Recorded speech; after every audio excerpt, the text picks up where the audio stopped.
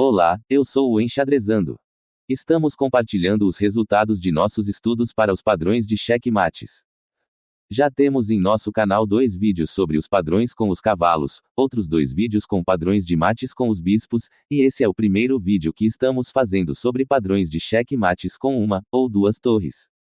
Para saber melhor do que estamos falando, convidamos você a assistir os outros vídeos dessa série para aumentar o teu repertório, e buscar o aperfeiçoamento de suas técnicas no xadrez, e assim ganhar mais partidas e aumentar o teu rating no jogo.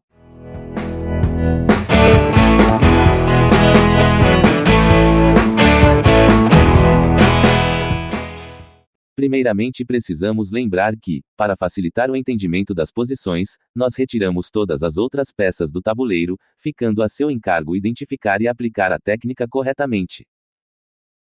Posição 1. Essa posição com duas torres é muito conhecida e muito comum de acontecer. Uma das formas desse checkmate acontecer é através do chamado mate de escadinha, em que uma torre vai cercando o rei até que ele chegue na última fileira, e assim poder dar o checkmate. Mas essa não é a única forma de se dar o checkmate. Veja essa posição. Uma torre protege a outra, e o rei do adversário está sem defesa alguma.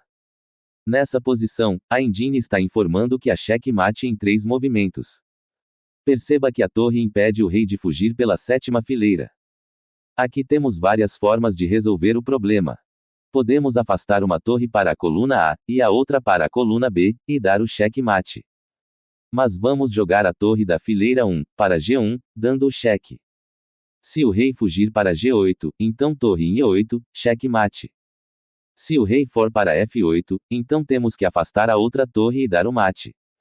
Vamos capturar o peão da coluna H. O rei é forçado a ir para E8. E torre em G8 entrega o checkmate. E para darmos um exemplo melhor desse padrão, vamos para mais esse exemplo. A questão de material é igual para os dois lados. 2 torres que valem 5 pontos cada uma, mais 2 peões que valem 1 ponto cada, totalizando 12 pontos para as peças brancas. Já as peças pretas têm 9 pontos da dama, mais 3 peões, que também totalizam os 12 pontos. A dama está atacando as 2 torres ao mesmo tempo, mas não devemos nos preocupar com isso. Podemos perceber que o rei do adversário está protegido por uma cadeia de peões. A primeira coisa que devemos fazer é tirar o rei dessa proteção, para podermos aplicar a técnica da escadinha. Peão em B5 é um lance excelente, pois tira o rei da já citada cadeia de peões. O rei vai para B7. Aqui devemos calcular com qual torre devemos dar o próximo cheque. Perceba que a dama controla a casa de G8, devemos fazer de uma forma que o último cheque com a torre seja dado em H8, e não em G8. Então a torre correta para darmos o próximo cheque, é com a torre da coluna G. Nesse momento, as pretas devem escolher entre as casas A8, B8, ou C8. A melhor casa para o rei preto é C8, uma vez que, depois do cheque com a torre em H8, a dama vai conseguir cobrir o cheque, mas vamos capturá-la da mesma forma, conseguindo assim uma grande vantagem material. Qualquer outra casa que o rei se posicionar, o checkmate vai ser inevitável. Posição 2. Outro mate que é muito conhecido, mas que devemos sempre nos lembrar dele é o famoso mate na fileira do fundo. Esse checkmate só é possível quando o adversário não toma o devido cuidado de dar mais espaço para o seu rei. O rei está preso atrás de seus próprios peões, permitindo que a torre entre na última fileira, dando o checkmate. Ao reconhecer os padrões de checkmates, vai ficar cada vez mais fácil de identificá-la. Alguém com mais experiência já deve ter reconhecido e identificado qual a melhor jogada, mas vamos analisar passo a passo. As peças pretas estão com muito material a mais do que as peças brancas, porém, as peças brancas estão muito melhor desenvolvidas. Perceba que as peças pretas não se preocuparam em desenvolver corretamente as suas peças, e isso vai ser fatal para elas. O cavalo está atacando o bispo de casas pretas, mas isso não vai causar problema algum para as nossas defesas. Precisamos reparar que se tirarmos o bispo da frente da torre, ela vai impedir o rei do adversário de sair pela coluna D. Outro ponto importante é que devemos dar um cheque para que o rei entre mais ainda para trás de seus peões. Bispo em F5 é cheque, e um lance excelente. O rei só pode ir para B8. E torre em D8 dando o cheque mate com mais um lance excelente. Caso você queira saber mais sobre cálculos no xadrez, nós vamos deixar esse vídeo nos cards para você poder assistir mais tarde. Posição 3. Esse checkmate mostra bem a importância das torres dominarem a sétima fileira. A torre do oponente bloqueia a fuga do rei, então esse é outro detalhe que devemos tomar cuidado em nossas partidas. Mas vamos ao exercício para percebermos melhor o que acontece com esse padrão. Mais uma vez as peças pretas não tomaram cuidado de dar espaço para aumentar a segurança do rei. Mas temos que perceber também que claramente estamos em uma posição de ataque vencedor. Mas cuidado, não é bom para o teu jogo deixar o teu rei tanto tempo sem proteção, ou sem uma rota de fuga. Então, no meio jogo, quando as coisas estiverem complicadas, considerem avançar o peão da coluna A, para dar a tão importante casa de fuga para o teu rei. O jogador das peças brancas também não tomou esse cuidado, e vai perder a partida nos próximos lances. Vamos começar jogando a torre em G2, dando cheque. O rei só pode ir para H1. A mesma torre vai para H2, forçando o rei a voltar para G1. E deu checkmate com a outra torre. Posição 4. Essa é possivelmente a posição mais citada nessa série, mas acreditamos que é muito importante reconhecermos esse padrão em nossos jogos. Repetindo mais uma vez a informação dos outros vídeos, perceba que a dama está posicionada de forma que tira a maioria das casas de fuga do rei, e o peão impede o rei de fugir. O diferencial dessa para os outros exemplos é a presença do cavalo que impede a entrada da dama dando o checkmate, mas vamos para o exemplo para entendermos melhor. A torre está sendo atacada pelo rei do adversário, mas isso não chega a ser um problema, uma vez que, ao jogarmos a dama em E3 dando o cheque, a própria dama dá a proteção necessária para a torre. O rei só pode ir para a casa de D1. Nesse momento é muito importante prestar atenção para não entrarmos com a dama em D2, pois o cavalo vai capturá-la. Claro que nesse exemplo a vantagem das peças pretas é muito grande, mas, como dito, o checkmate está preparado com a entrada da torre em F1. Se essas dicas não valerem o teu like, então assista até o final que tem mais. Posição 5. Uma torre é uma arma poderosa no final de jogo, agora imagine poder contar com as duas torres para atacar o rei do adversário. Lembrando que as posições apresentadas nesse e nos outros vídeos podem ocorrer no meio jogo, basta sabermos construir essas posições para que o mate seja possível. Durante esse exercício é preciso perceber a importância do peão avançado na coluna A, pois num primeiro momento, é ele que impede o rei de fugir para o meio do tabuleiro. Uma das torres vai ter um papel muito importante, pois será essa torre que afastará o rei de seu defensor para que o mate seja dado. As brancas estão em clara vantagem material, pois elas têm um cavalo e um bispo a mais do que as peças pretas. Importante citar também que as peças brancas estão a um lance de ganhar a partida. Caso fosse a vez das peças brancas, era só entrar com a torre em F8, e checkmate com a ajuda do peão em A6.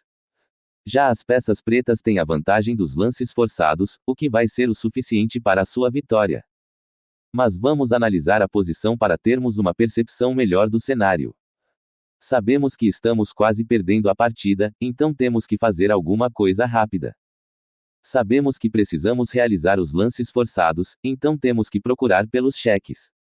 Se dermos o cheque com qualquer uma das torres na coluna B, nós vamos dar a oportunidade para o rei fugir. Temos que pensar num cheque que tire mais casas do rei do adversário. Aqui fica óbvio que podemos dar o cheque capturando a torre do adversário. A engine marca esse lance como um excelente lance, pois ele elimina uma torre, acaba com a chance de tomarmos o checkmate, e damos o cheque no rei do adversário limitando muito a movimentação do rei. O bispo é forçado a cobrir o cheque em C1. Torre em B6 é outro lance brilhante, pois a engine está marcando mate em 2 lances. O rei pode ir para A1, o que terminaria com a partida com a torre capturando o bispo. Ou então o oponente pode cobrir o cheque com a torre. O que não resolve o problema, pois depois do outro lance excelente torre captura torre, temos mate em 1. Agora sim o rei é forçado a ir para A1.